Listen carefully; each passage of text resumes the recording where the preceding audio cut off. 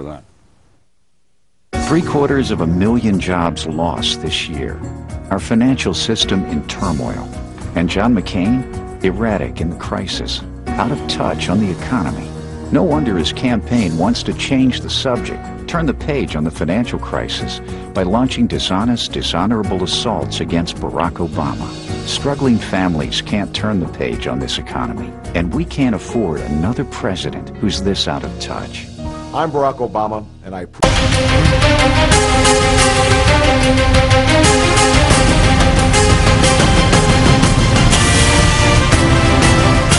Just a little over a month ago, John McCain was running even with, in some polls even slightly ahead of, Barack Obama.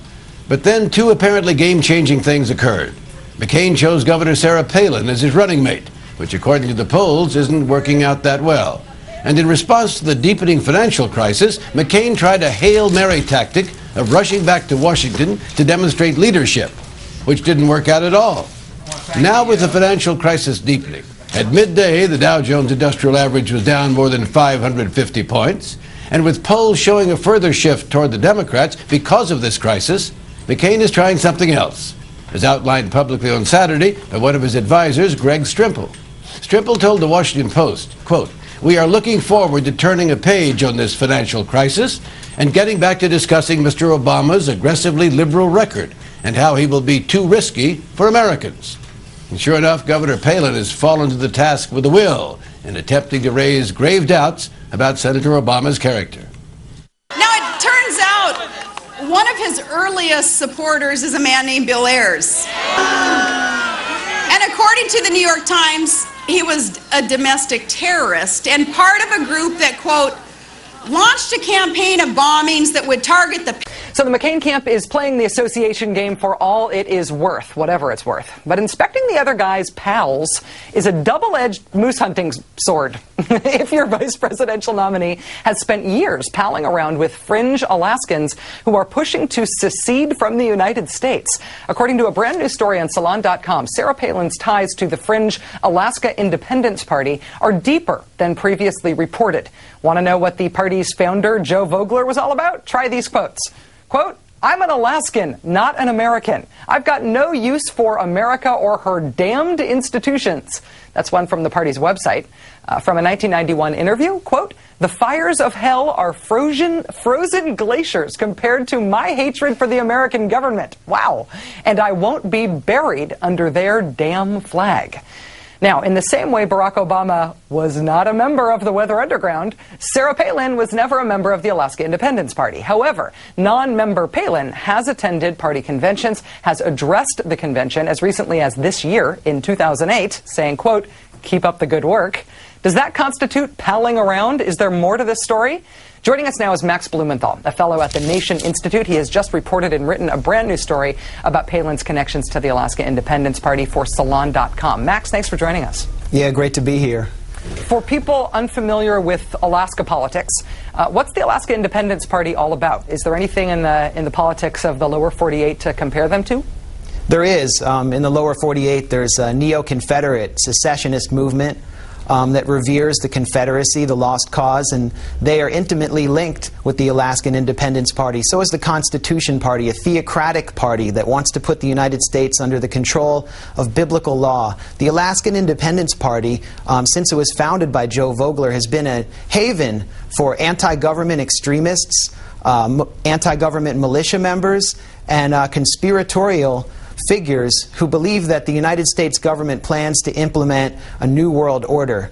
And when my co-author, the co-author of this article, David Neiwert, an investigative journalist who's been covering the anti-government militia movement since the 90s, when we took our separate trips to Alaska, when we interviewed the former head of the Alaskan Independence Party, Mark Creisen, when we talked to the people who served on the city council with Sarah Palin, and talked to different people around the city of Wasilla, what we found is that Sarah Palin is far more intimately associated with the extreme right-wing fringe of Alaska than the media has acknowledged or than she is willing to acknowledge.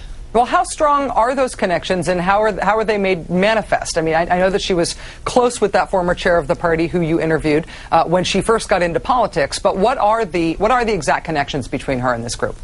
Well, she used the former head of the Alaskan Independence Party, Mark Creisen, and his friend, a John Birch Society activist named Stephen Stoll, to advance her political career.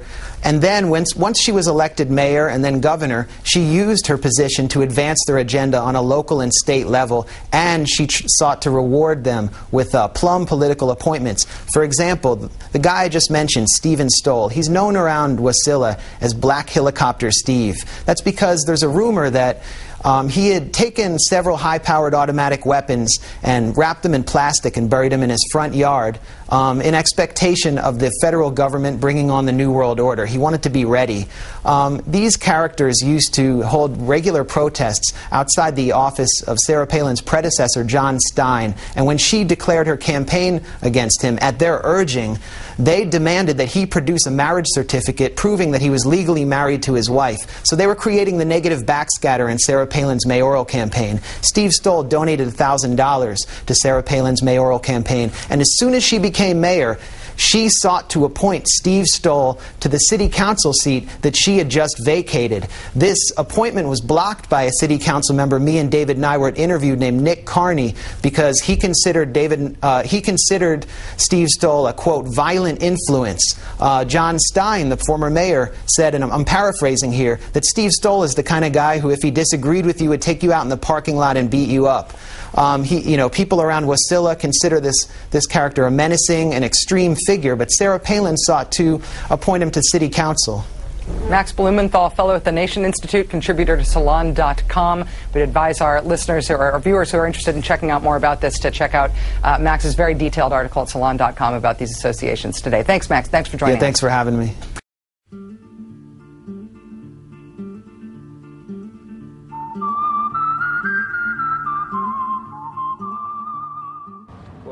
What are you packing? It's just a 9mm. Yeah. This is a personal protection piece that I'm using over here while I'm driving around. What do you got at home? No comment. When I first met her, I thought she was she was extremely left. Yeah. Okay, when I first met her. Yeah. And then I watched her slowly, and as she developed maturity, become more and more pronounced over in her conservative ideology. There were a number of times I had to do stuff over inside the city where I just showed myself up over at City Hall and said, hey, Sarah, we need to talk to you.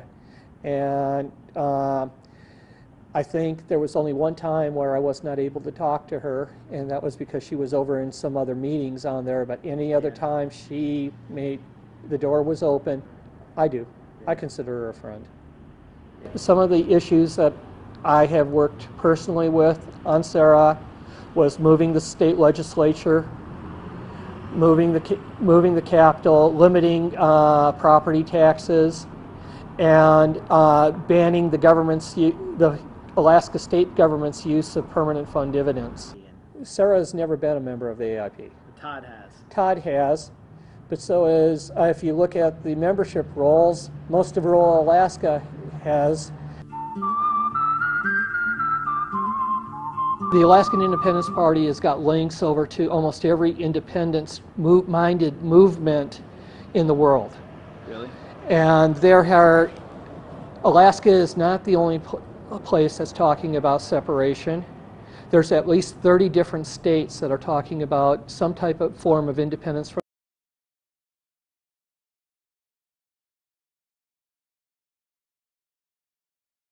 I'm Governor Sarah Palin, and I am delighted to welcome you to the 2008 Alaskan Independence Party Convention in the Golden Heart City, Fairbanks.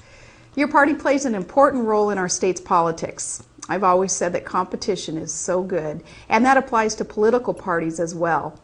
I share your party's vision of upholding the Constitution of our great state. My administration remains focused on reining in government growth so individual liberty and opportunity can expand. I know you agree with that. We have a great promise to be a self-sufficient state made up of the hardest working, most grateful Americans in our nation. So as your convention gets underway, I hope that you all are inspired by remembering that all those years ago, it was in this same city that Alaska's Constitution was born. And it was founded on hope and trust and liberty and opportunity. I carry that message of opportunity forward in my administration as we continue to move our state ahead and create positive change. So I say good luck on a successful and inspiring convention. Keep up the good work, and God bless you.